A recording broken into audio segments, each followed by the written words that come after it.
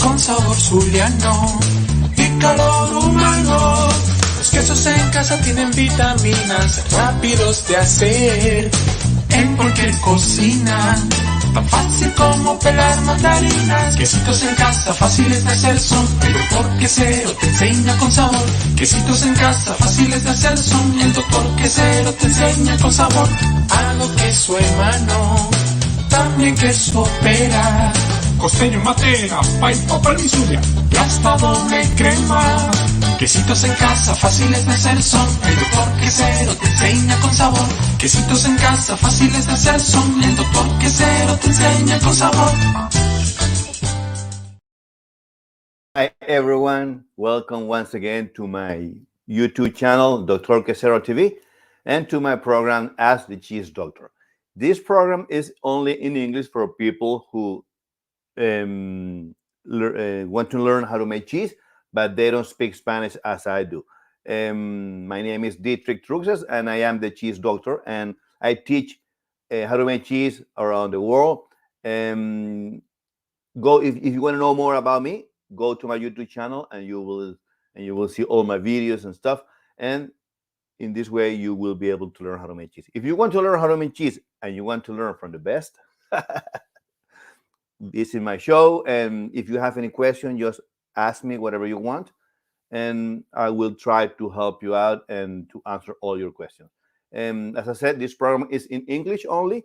If you want to attend the Spanish version of this program, you have to go to my at 10 o'clock New Zealand time, and you will be able to look at the show in Spanish. Okay. If you want to attend, you're more than welcome, but you have to interact with me in English because it's for, as I said, for English speakers. Today, we're going to speak about something that is very important when we make cheese, is how to choose your lactic cultures and how to prepare your secret mix of lactic cultures. When we make cheese, we normally use mesophilic cultures, thermophilic cultures, and I'm going to explain you a little bit more about it in a while. But if you want to make a cheese with your personal touch, and you want to prepare a unique product, you have to prepare your own mix of lactic cultures. And with this class, with this presentation, you will be able to know what mixture of cultures or what type of culture you can use, what type of bacteria you can use, and sometimes you might use, I don't know, mesophilic ones and thermophilics as well.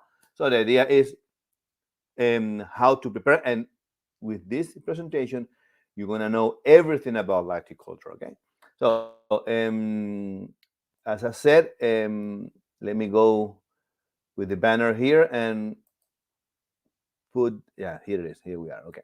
If you want to make any cheese making questions, you can do it. And I'm going to share the screen. Let's go and start with the presentation. All of us have things to do. By the way, if you guys want to learn how to make cheese, I already have my cheese making course for beginners. And if you want to attend, this is the link. I'm gonna put it here in the comments. So you got, if you want to, we have this course is about, I would say 40 plus videos, and we are going to make in this course 18 cheeses. The course is in Spanish, but it's captioned in English, in Chinese, Arabic, and Hindi. So if you guys speak one of these languages, you will be able to learn how to make cheese if you watch my videos. Okay. Here's the link if you want to have a look. Okay. And by taking the course, you will be, this is a one-time membership. It's lifetime membership, and you will be interacting. I will put you, all the students, I will put you guys in my Facebook group, which is a private group, and you will be interacting with me and my assistants and all your students or your mates, and we will be building this community And if you have a problem, we will help you out with your cheese, and any question that you might have, you will be able to get answers to those questions. So the idea is um, to build a community and to help each other in your cheese learning curve. Okay. So let's go with the presentation. As I said, we're going to speak today about lactic cultures and how to prepare your secret mix of lactic cultures. And I'm going to share the screen. And let's see. Okay, here we are. And let's go. Okie dokie. And let me see. Here we are. Okie dokie. Now let's go with the slideshow. Okay. Now, this is my program number 24. All right, 24, yeah. And sometimes when we are making cheese, we follow a recipe, and the recipe says you have to use X amount of grams of X name of bacteria, Lactococcus lactis, Streptococcus thermophilus, or you put yogurt on it. The thing is that if you do that, okay, you can make cheese, but you are following a recipe. If you don't have the recipe, you don't know what to do. And if you want to make your own cheese, your own product, and your secret mix or your secret cheese, or if maybe you want to make you want to make a cheese that is very special, and no one can make this cheese because it's your product. You have to learn how to prepare your own mix of lactic cultures, because this mix is the mix that have your personal touch, and it develops a special flavor, and no one can imitate that. So therefore your product is unique, and by being unique, you can sell it at the whatever price you want. Or okay, if you're not selling it, okay, you have all the credit, and you have people will tell you that the product is good.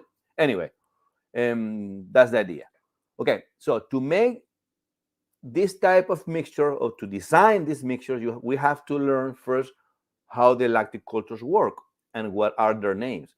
And I'm going to tell you a little bit about it. Okay, so when we use lactic cultures, first of all, we have to always look for some information that is critical. And this type of information is, for example, if you're using a lactic culture, any type of lactic cultures, you have to know the type of lactic culture that you're going to use. Okay, if it is a mesophilic one and a thermophilic one. In lactic cultures, we have two types of lactic cultures. They are mesophilic and thermophilic. The mesophilic lactic cultures are a type of bacteria that produce acid, gas, or flavor depending of the type, and they work in low temperatures. Okay, between 29 and 35 degrees Celsius, more or less. Okay, it will depend on the type of bacteria that you are using. So when you buy lactic cultures to make cheese, you have to know the type, as I said. Also, what is the ideal breeding temperature? At what temperature does the bacteria reproduce accordingly without any problems? You have to know that, because this is the temperature that you have to set your milk when you inoculate the milk with the bacteria. Of course, if you are using raw milk, you won't need to inoculate your milk with the bacteria, but you have to know what type of bacteria do you have into the milk, and you have to know the temperature as well. So you also have to know what does the bacteria do, if they produce acid, if they produce flavor, or if they produce gas, or the three of them, because sometimes the bacteria produce the three of them and have these three effects. Sometimes the bacteria only produce acid. This is your choice as a cheesemaker, and as a cheese, I wouldn't say a cheesemaker, I would say as a cheese artist, because you're the artist, you're the one who's making a unique product. You also have to know what type of sugars does the bacteria ferment. When we when we make cheese, the bacteria produce lactic acid, okay? And there is a fermentation process where the sugars split into, I mean, you know that the milk have a type of sugar called lactose. This lactose need to be splitted in sugars more in biochemically talking is the lactose have it's a length, and we need an enzyme to split it, and it will split in two types of sugar called glucose and galactose. But okay, this is more it's a little bit more complicated than that. I'm just giving you general knowledge. So you have to know the bacteria, what type of effect produced during fermentation relating to the sugar. Okay, if it produces glucose or galactose or both. Also, you have to learn, or you have to know what type of sensitivity does the bacteria have regarding to salt. Because if you put too much salt on your curd, you might kill the bacteria. Or if you put too low salt, your cheese will be attacked by cross-contamination. So you have to know the level of bacteria. You have to know the level of salt where the bacteria acts without having any problem. And lastly, the sensitivity to antibiotics. Some lactic bacteria is sensitive to to antibiotics. And why I tell you that? Because sometimes when we make cheese, especially if we use raw milk, the farmers, they don't care about them. They just want to sell you the milk. If you are a cheesemaker and are buying milk from a farmer, maybe your farmer might use milk with antibiotic and you don't know.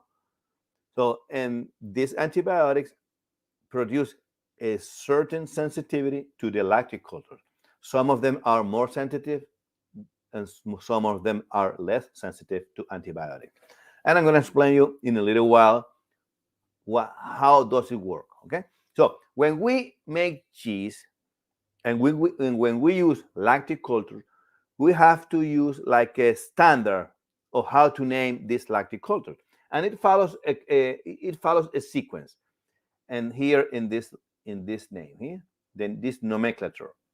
When we make cheese, we always have to name the lactic culture by his family. Okay. In this case, the family could be Lactococcus, Leoconoscot, Lactobacillus, and Streptococcus. Okay. This is the family. The species is Lactic Mesenteroids, Lactic Mesenteroids, Thermophilus, Delbrueckii, Helveticus. Okay, so this SSP is the subspecies, which is here. SSP subspecies, and we also always have to put this SSP.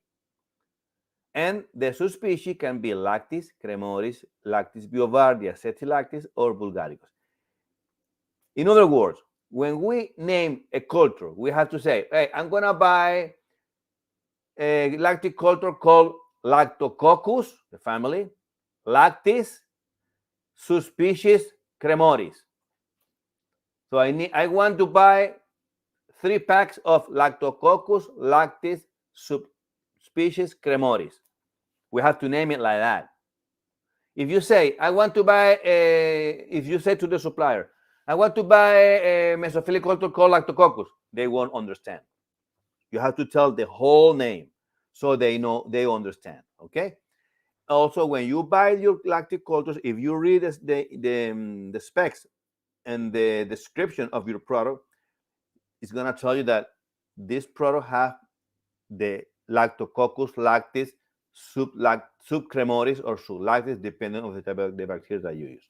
Okay, and I'm going to explain in details the first the first 4, which are mesophilic ones. Okay, so as I said, First, you have to name the family, then the species, SSP, and then the subspecies. Okay, this is very important that you learn how to name that. And when we buy this type of bacteria, in generally we buy them in in in terms by couples or maybe by triads. Sometimes you can find two bacteria together or three bacteria together. It's very it's very rare when we buy only one bacteria because um, suppliers always put it together with another one in case this type of culture are victims of bactrophage. Okay, bactrophage is an invasion for virus, but this is another story. Okay, okay. Now I'm going to explain you one each of them. I'm going to explain the first fourth ones. Okay, which are the mesophilic ones, and the most common ones are these two, and this is the typical mesophilic culture. They always come in couples. Their names is the first one is the Lactococcus lactis sublactis. Okay, Lactococcus lactis SSP sublactis. Lactococcus is the family, lactis is the species, SSP, and sublactis is the subspecies. Okay, this is a mesophilic culture. Okay, this is very common. You can find it anywhere in where, of course, where people is selling product to make cheese. Okay, you want to know more? You want to know more about it? Go to my website, drquesero.com. Sorry, drquesero.com, and you will be able to find these cultures over there. Okay, so anyway, this type of bacteria is mesophilic culture, which means that the optimum temperature for this culture to reproduce is between 29 and 35 degrees Celsius. If you look at these cultures under the microscope, the electron microscope, it will look more or less like this. Okay, of course, the orange color is just the contrast. It's a contrast liquid that anyway, and this lactic culture only produce acid. It doesn't produce anything else, only acid, which means that you might use it to make a cheese where what you are looking for is to lower the pH, and that's it. Okay, it doesn't produce flavor, it doesn't produce gas, only acid. You can use this type of cheese, for example, to make queso fresco if you want. You also can use it to make maybe several Swiss cheeses, okay? Because or if you want to make maybe Havarti or cheeses that you don't have to scald the curd. But what I'm trying to tell you is that the culture to be used is decided by you as a cheesemaker or as a cheese artist.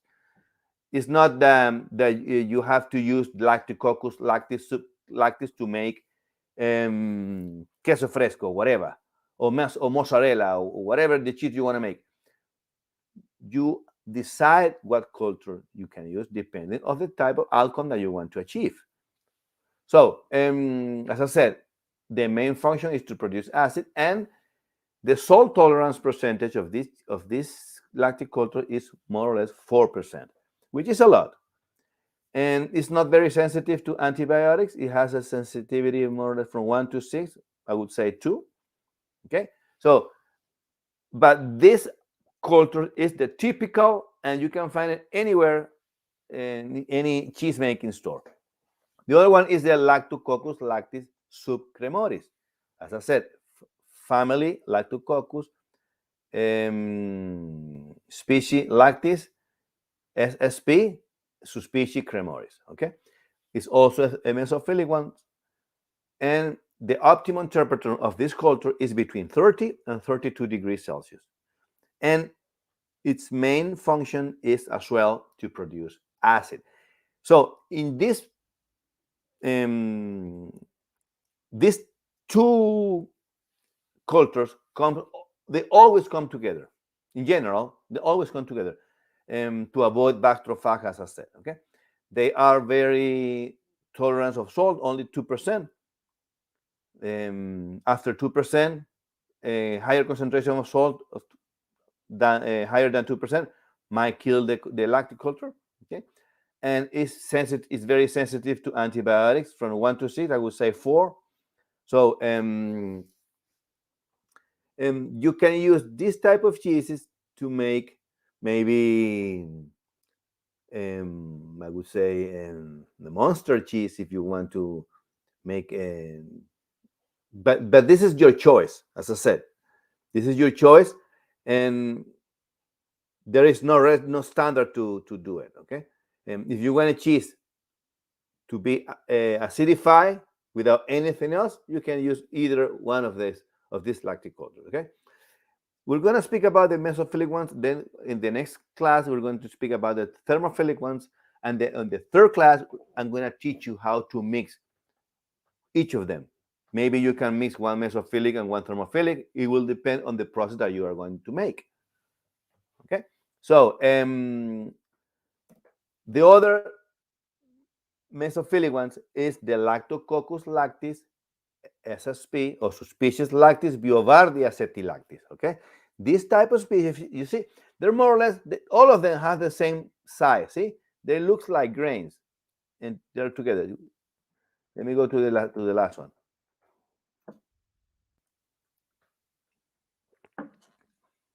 Well, let me see if it move. Here it is. See, they have more or less the same form. Okay. So, so this Lactococcus lactis, suspicious lactis, biovardi acetilactis, is also a mesophilic one, which means low temperatures. You have to associate mesophilic, low temperature, thermophilic, high temperatures. Okay, just associate that. So in this case, it's a mesophilic culture, and you have to and the optimum temperature is between 29 and 35 degrees Celsius. In this range, the bacteria reproduce perfectly without any problems. If you and you have to know that for lower temperatures, these bacteria go to sleep at, I would say, 10 degrees Celsius, 15 degrees Celsius. Okay, it doesn't work. It doesn't work very well because it's too cold for the bacteria, and the bacteria goes to sleep. Also, above 40 degrees, the bacteria dies. So you have to know that. So if you are heating your milk and your temperature reach 42 degrees, now you know that the bacteria, the mesophilic one, or this one, I mean the Biovardi acetilactis or the other one, Mesenteroids, they die. So you have to know that, and if this happens, because it's going to happen one day or sooner or later, you will have to inoculate your milk again with the bacteria and start the process from the beginning again. Okay, so this type of bacteria, the Lactococcus lactis, Sublactis biovardi acetilactis, is a mesophilic one. The optimum temperature for the bacteria to reproduce is between 29 and 35 degrees Celsius, and their main function of the bacteria is to produce acid, but also flavor and gas. So if you want to make, for example, a Gruyere cheese, which has holes in it, and it has flavor, a fruity flavor, and it has a little bit of acid, you might use this type of bacteria. But it is, and of course, the amount of bacteria that you're going to use will be decided by you as a cheese artist, so or as cheese maker. In the next week, I'm going to explain you how to prepare this type. No, not next week, because next week we're going to speak about the thermophilic ones. In the third week, the week after next one, I'm going to teach you how to mix them, how to prepare them, and that's the idea. So you can build your own lactic culture and make your own genuine product with your touch, with your personal touch. So this type of bacteria is the mesophilic one, the Lactococcus lactis biovardi acetilactis. It has a sensitivity to antibiotic from 1 to 6, 1, and its tolerance to salt. It has a 4% tolerance, which is good. when we are making cheese and we put the salt, the bacteria start to slowing down the lactic acid production because the acid will slow down all the process. So if the salt is too much, you might kill the bacteria. But if it is between this level, 4%, the bacteria, the process will slow down, but the bacteria won't die. Okay, and the other, let me go to the last.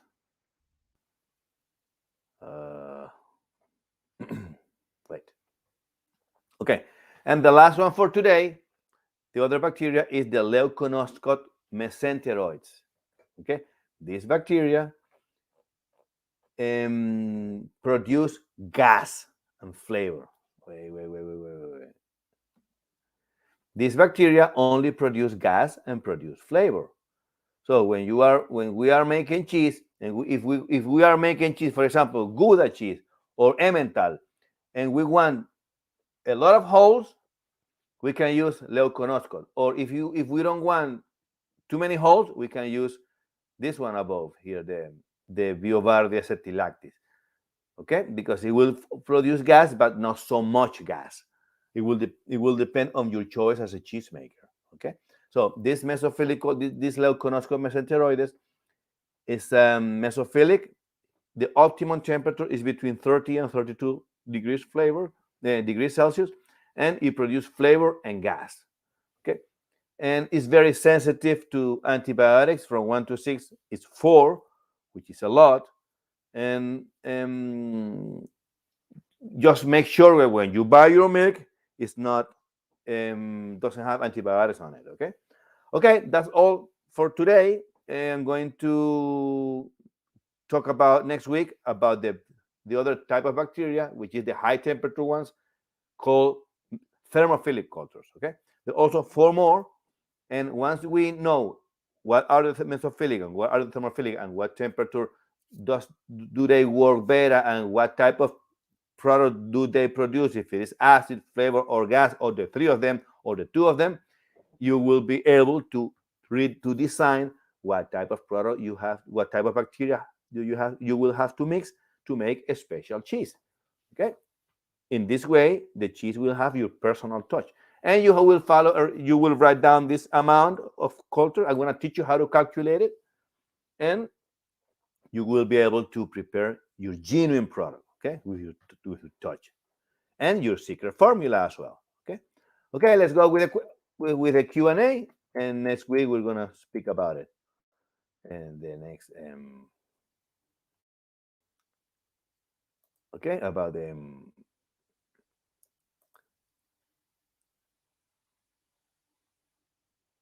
let's answer some questions. Okay, let's go. Let me see. Okay, here we are. If the one that are connected, if you want to make any question, you're more than welcome to do that. Otherwise, I will answer the questions from our audience. Every week I have questions to answer. People ask, and I'm involved in several Facebook groups, and I also answer their questions as well. Okay, so let's go with the first one. It says here, Shannon, my cords aren't breaking. It says to let set for 30 minutes. It's been setting for almost an hour. Can I dilute and add more rennet? Well, look, first of all, you have to know why your curd is not setting. Is your rennet too old? Because the thing is, okay, you might add more rennet, correct? That's the correct procedure. But if you put too much rennet in your curd, in your milk, your cheese will be bitter. It will taste bitter, like bitter. And bitterness is not very pleasant when we make cheese. So you have to be careful. First of all, you have to know the cause of the problem. Is your rennet too old? Or if it is not old, it's new or brand new, look up into the expiry date of the product. If it is expired, Don't use it, change it, or retest it. But if you're making cheese for just for fun and not as a business, okay, buy another bottle of rennet and make sure that the expiry date is you have a lot of slack time. Okay, so this is first thing. Second thing, if you are using the right amount, I mean your product is not expired, it's all right, and it's not setting increase. You have to increase the amount of rennet to be used. And try what I always do when I use new rennet is I always follow the supplier's recommendation. In this way, I will not have any problem. And when you use rennet, put it in the freezer. Don't put it in the fridge, especially if you are using powder rennet. If you are using liquid rennet, you can put it in the fridge, and it will last a lot. I have rennet that has been in the freezer for maybe 5 years, and it's still working hard because I always keep it in the freezer, always. Okay, so try to use these good practices when you use the rennet, and you won't have any problem. Okay, but if your curd is been setting for more than 1 hour or 30 minutes, more 1 hour, and it's not set, something's wrong with your milk or something's wrong with your rennet. Okay, try increasing a little bit to see what happens. It will set up, and also it's very important that the temperature where you put your rennet is minimum 30 degrees Celsius. Okay, if you try to put the rennet with the milk cold, it won't react because it's too cold. You have to heat them up a little bit. Make it about 30 degrees, more or less, and your milk will set up properly. Okay, if you have the right amount of rennet. And make sure as well that don't heat up to 50 degrees, because at 50 degrees the rennet goes. I mean, that doesn't work anymore. Okay, you get denatured. Okay, Caturo is asking here. I'm racking my brain to understand what caused my cheese paste to become sour and grainy. Too much rennet? Cook too hot? Not pressed enough? I had one cheese come out sour and grainy. I hope the chickens enjoy it. Okay, look. What happened to you, Shannon? When you are making cheese, sorry, Kathy, if you are making cheese and your cheese became sour and grainy, this is one reason. What happened with your cheese? There is something that we call the isoelectric point of the casein. When we lose all the calcium. When we make cheese and we use milk, the milk has a certain level of calcium. And when you put the lactic bacteria, okay, when you put the lactic cultures, the bacteria start to acidify the milk because it will produce lactic acid. At the same time, this acidification will denature your calcium phosphate into your milk. Sorry, into your curd. Okay, so as I said, the acidification starts increasing, which means the pH start going down. The level of calcium will also start to going down. Okay, because the acidification, because the acid denature the calcium until a point called the isoelectric point. This isoelectric point is at pH 4.6. At this pH, your curd becomes grainy because there is no calcium. And because it's no calcium, there is the calcium. Imagine the calcium is the glue that just put together everything. If we don't have calcium, the cheese will not become spongy. It will become crumbly. Okay, so that's what happened. when you make your curd, when you make your cheese, your curd acidify too fast and reach the isoelectric point and become grainy. And acid, of course, because at 4.6, the pH is really acid. And this is the type of cheese, the cheese that is crumbly and grainy is feta, okay? Because it reached the isoelectric point of the casein, pH 4.6. So next time when you make your cheese, don't let your curd to acidify that much. And to do that, you have to use a pH meter. If you don't have a pH meter, go to my website, drcasero.com, and in my store, virtual store, I have pH meters over there. Go and get one. Okay, I'll send it all around the planet. But it's very important that you measure the pH.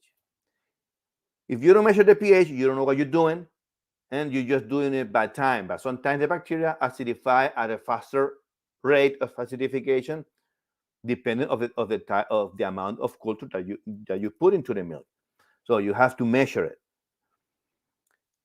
To get a spongy cheese and not so acid, you might weigh off at pH 6.1 more or less, and your cheese will be all right. But if you weigh off at 4.6, which what I'm pretty sure that this happened to you because you couldn't measure the pH, your cheese will become grainy. And that's the reason why the cheese becomes grainy. Too much acidification into your curd, okay?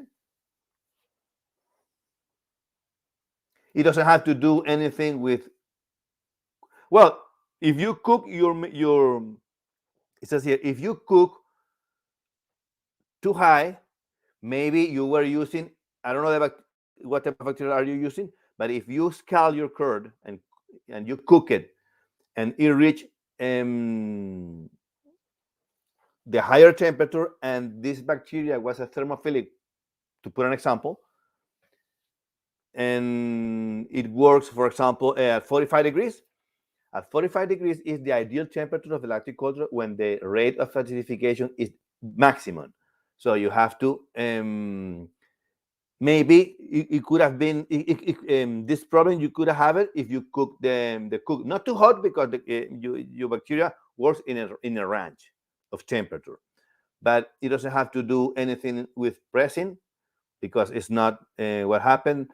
It's about pH. So next time when you make cheese, measure your pH. Okay, and don't let your curd to reach pH 4.6, otherwise you will have for sure a crumbly curd. Okay,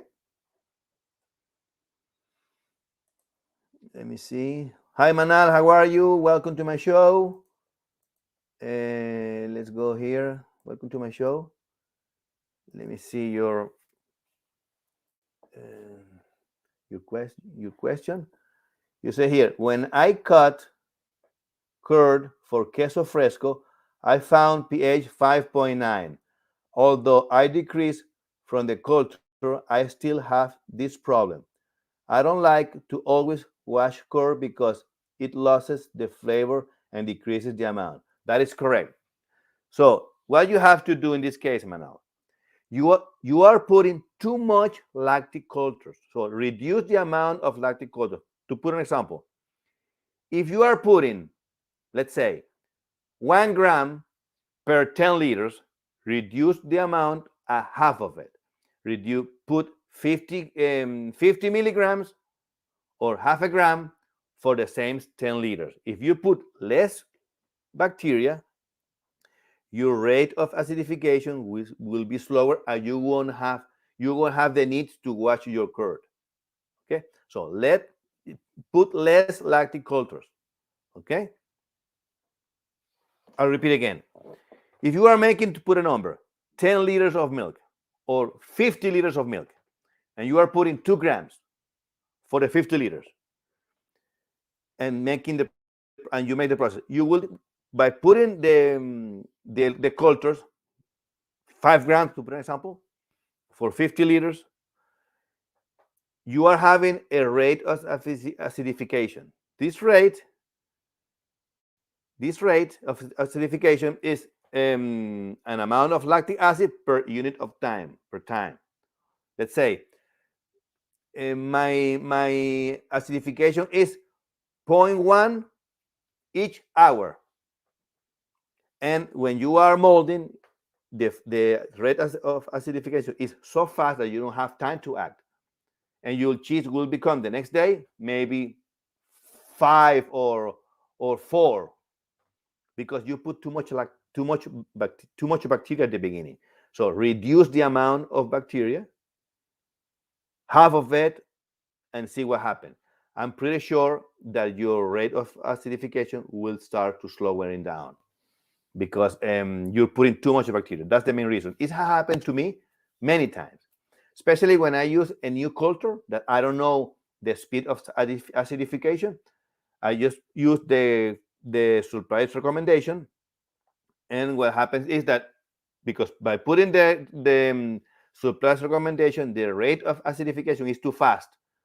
So what I do is reduce it, half of it. Instead of putting 2 grams to put a number, I put 1 gram. Or instead of putting 1 gram, I put half a gram and see what happens. If your rate of acidity, is by reducing the amount of culture to half, you notice that your rate of acidification still is too high or too fast, carry on reducing the amount until you get the right speed of acidification. Okay, but I would say 5.9 is not so bad. 5.9 is all right. It's not so bad. So I would say what I do, if you're making queso fresco, I always weigh off at 6.1, my queso fresco. That's what I leave it at 5.1, and I have a good product. Okay, leave it at 5.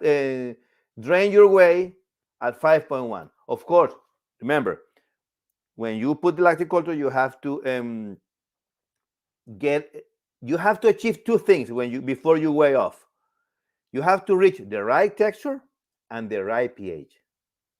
Okay, remember, sometimes you get the right texture but not the right pH, so you have to stop stirring and allow the pH to reach at your pH target.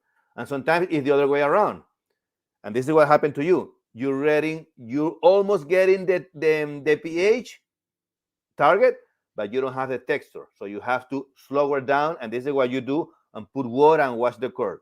Okay, in this case, I noticed that you're using too much lactic culture, so reduce the amount to half of it, and you wouldn't have any problem.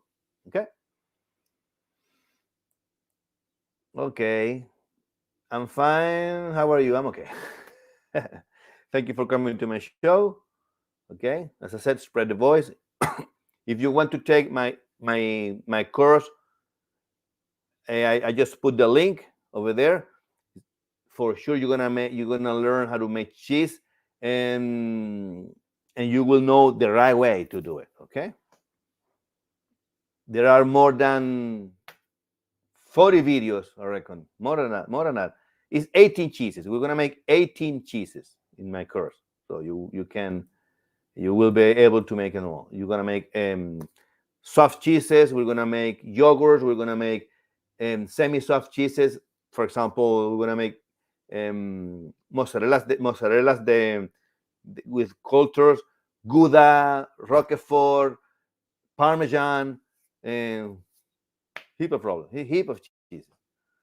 Okay, Manal says here, I decrease the culture, but it is still have this problem. Reduce it more. You have to reduce it more. You're putting too much. How much are you putting for the culture? Tell me about it.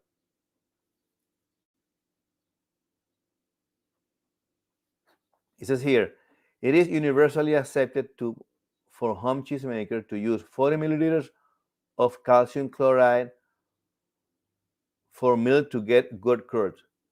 Not necessarily. Not necessarily. It depends of the concentration of your calcium chloride. 40 milliliters for how much milk? How much milk? That you need to know that. In general terms, you need to use calcium chloride at 30% concentration. Okay, and by using this concentration, you have to put half a milliliter per liter of milk, which means that if you are making 10 liters of milk, you have to put 5 milliliters of calcium chloride. Okay? You say here 30 milliliters. I don't know what you're talking. I don't know what you're referring to. The concentration of your calcium chloride is 30%. This is very important. Okay? You said here 30%. So the concentration of your calcium chloride must be 30%. This concentration of calcium chloride is half a milliliter per liter of milk, and you're going to get a decent curd. Okay? You're going to get, for 10 liters of milk, use 5 milliliters of calcium chloride. You won't have any problem. Your cheese will be strong. Your curd will be strong when you cut it. Okay? But it's not that 40 milliliters for, I don't know. Okay? Okay, let's go with another question. Okay, let's go with another question here. Okay. What is the best alternative for aging my cheese? Wax or vacuum? Sorry, wax or vacuum seal? I'm using a commercial wax that comes as a liquid, and I paint it on. I've also used cheese wax that had to be melted, but found mold underneath. What do you think? Okay, look, I don't have your name. I always use wax. I use wax. You are getting mold in your cheese because, I mean, when you're waxing, you're getting mold because you're not cleaning. You have to clean the surface of your cheese before you wax it. Okay. And when you are making cheese and you are aging your cheese, the wax is to avoid the cheese to get dry and to gain, and also to avoid gaining moisture. Your cheese will not get drier, but it will not gain moisture as well. So you can achieve that in two ways: vacuum packing the cheese or waxing. It's the same process. It's the same effect. Doesn't matter. Okay. The thing is that if you are going to make an artisan product, the wax looks more beautiful. Remember, cheese making is an art. If you vacuum pack it, okay, you can vacuum pack it. If you're doing it as a commercial purpose, vacuum pack it because it's easier. But if you're making cheese, for example, for a competition, you're not going to send a vacuum pack, send it wax and put your name and your brand so it looks nicer. Okay? That's the idea of the wax. Another reason is that the wax can be recycled. Of course, before you wax your cheese, you have to clean your cheese. How to clean your cheese? You have to rub it with maybe a salt solution or what I do is I use brine with vinegar. So the brine will wash any existing mold, and the vinegar will act as an antifungus. Okay, so the mold will not grow because the rind of the cheese is acid, and the mold will not develop. So this is what I do, but I prefer to wax it. Anyway, it's more fun like this. Okay.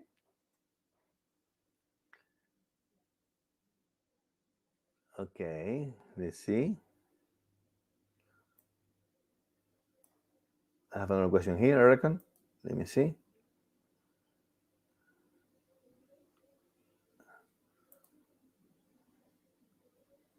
No question. Okay, let's go with the next question. And Debbie, I've been looking at wine coolers to age cheese. Some has fans that run. It is fan helpful or harmful? Thanks. Debbie, look, the fan is just useful to move them to create a positive pressure into your fridge. Okay, I would say it doesn't give any harm or any benefit. One thing that you have to consider when you have a cheese cave or a fridge, how do you call it? Wine coolers, is that if you are aging one type of cheese, okay, you will not have any problem because you're putting the same type of cheese inside the wine cooler. The problem will come when you age two different type of cheeses. For example, Roquefort cheese or blue vein cheese with brie or camembert, or Roquefort or camembert with queso fresco. If you put them together into the same fridge, the mold, because of the fan, the mold will go all around inside the fridge, and your cheese with mold, for example, will cross contaminate your queso fresco or the other cheese. So the best way to use this type of fridges is to put it into containers. What I always do is, because I ripen several type of cheeses at the same time, what I do is I put each type of cheese into a container. For example, I am ripening now an Argentinian cheese called sardo, and I have it in my container, covered with moisture inside, with a glass of water inside, to create 80% relative humidity. Okay, so but I'm also ripening a provolone. See, so, and I have it in different containers. My provolone is vacuum packed, and my sardo cheese is into the cheesecake. Sorry, into the container, so they won't cross contaminate each other. And soon I'm gonna be making pecorino because I'm preparing the video for pecorino, and the pecorino I will put it in another container because otherwise it will cross contaminate. If I have let's say a Roquefort or a blue vein cheese, I will have to put it apart from all of them. Otherwise, the blue mold will cross contaminate all my cheeses. So I need to have it separately. That's the main criteria that you have to use when you are building your cheese cave. And you can use, of course, your wine cooler. Very important. You have to control the temperature. The temperature for cheese aging is between 8-11 degrees Celsius, more or less, depending on the type of cheese that you are using, or you are depending on the type of cheese that you are ripening. If you are ripening Parmesan, for example, you have to keep it, or Roquefort, you have to keep it at 5 degrees Celsius. Okay, so you have to lower the temperature. How to achieve that? You might use an hygrometer, or you might use a thermometer that have a switch and a thermometer, and it will turn on at 5 degrees, for example, and then it will turn off at 4 degrees. You have to graduate it. It will. I mean, you can use that in your cheese in your cheese cave to control the temperature of the inside. So, but that's your choice how to achieve it. Okay.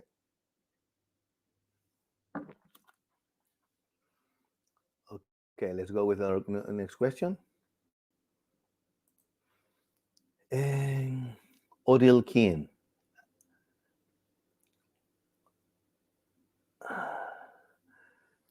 More or less the same question. I'm interested in setting up an aging cave.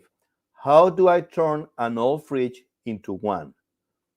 What temperature is the ideal one to try and set it on? I live in Kenya. Odile Keane. Okay, look, Odile.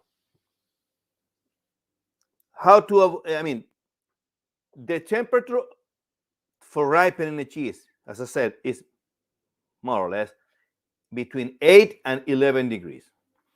Okay? How to avoid that? How to achieve that? You can do it.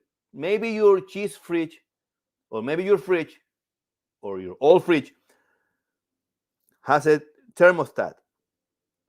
Try to put it in minimum, and always put a thermometer inside your your fridge. Measure the temperature. If the temperature is still too cold, you will have to use this type of switch that I'm talking about, that have a temperature. Sorry, it has a thermometer, and it has a switch. Yeah, switch to turn on and turn it off. So, and you have to graduate it. When you reach 11 degrees, boom, it will turn off. And then when it reaches 8 degrees, it will turn on. So the fridge will always be between 8 and 11. See? So you have to graduate it. You can find it in these stores, Chinese stores, in AliExpress, for example, or Alibaba. You may be able to find it over there. I don't have it in my website, but you can use it. Okay, or maybe you can buy it in your country. I'm pretty sure that that you can find it over there. Okay, this thermostat that regulate the temperature inside, and they turn on and turn off the fridge depending of the temperature that you want to achieve inside. Okay, how are we with the time? Ooh, 4 minutes left. Manal, I have a question here. Okay. Can we recycle wax? Of course we can. As a matter of fact, I do recycle wax all the time. How can you recycle it? Very easy, Manal. Look. Grab your cheese, wax it, boom, done. When you cut your cheese, take the wax out, put it back into your where you have all the wax, and next time when you make the wax, put all the offcuts of wax and put it back again into the water. Remember, to heat the wax, you have to heat it in a double boiler. Don't heat it directly from the stove because it can burn. Okay, and you might have an accident. So you have to put all the wax in a container, but the container needs to be heated in a double boiler, not directly from the stove. And then this heat will melt the wax. What happened? The old wax might have fungus, anything, but the temperature that the wax is going to reach in the next batch is maybe 60 degrees, 70 degrees, and it will kill everything. All the spores, all these bacteria that the wax have from the last cheese will be killed by the new temperature. So, but you have to achieve achieve that the wax get liquid, all liquid, and then to do it, just soak your cheese inside into the wax, let it dry, and soak it twice. Okay, because and it dries up very fast, so you won't have any problem. Once you do that, your cheese will become waxed. It will become wax. Cut it again. Peel them off if you're gonna peel it, and recycle it and put it back again. This is what I do. I've been making cheese for 8 years, and I also I don't wax that much, but I recycle the wax. So that's not a biggie. Okay, and that's the way to do it. Okay, let's go with the last question. Unless you have another one, guys. Let's go here. Sonia is asking here. I made a cow milk manchego style cheese last week and noticed it had a very sour feed vinegar smell after drying. I'm thinking maybe I didn't bring it long enough. I cut it open and it looks good, no visible contamination, but I gave it to the pigs. Since I smell it off. Since it smelled off. Any thought of what the cause might have been? Well, look, when your cheese smells sour, like vinegar, is because you have an excessive acidity. That's it. Okay? And also, your cheese, when you were pressing the cheese cool off too fast during the pressing process. Okay? Therefore, your cheese became too moist. It has a high moisture level because it didn't drain accordingly. See? So also, if you press too much, when we make panchego, we have to press the cheese. If you put too much pressure, your cheese didn't drain accordingly because it has to drain at a certain rate or at a certain speed. If you put too much weight, you didn't allow the cheese to drain accordingly, and your cheese became too moist and too humid. They have too much moisture. So, because having too much moisture, we still had lactic acid into the cheese, and the bacteria that it was still alive, it fed from the lactose that was remaining into your curd, and therefore your cheese became acid and with this vinegar smell. Okay, you should have given it to the pigs because the thing is that your cheese will taste more acid than normal, but that's not a biggie. Okay, maybe you don't let don't allow the cheese to ripen or to age for 3 or 4 months. Just eat it fresh, and that's it. You lost a good piece of cheese anyway by doing that. But don't worry, it's part of the experience. We all have made mistakes, so no problem. I have cheeses as well that they don't drain and the cheese becomes too wet. So what I do is I just let it dry. Maybe if I leave my cheese to drain for one day and it got the right texture, and this one because it was too wet, instead of 1 day or 2 days, I have to wait it for 2 weeks. I'll leave it for 2 weeks. Doesn't matter. Okay, that's all, guys. Thank you for coming, Manal. Thank you for coming to my show. As I said, if you want to take my cheese course, go to the link that I just sent you. It's here in the comments. Okay, have a look if you want to have a look.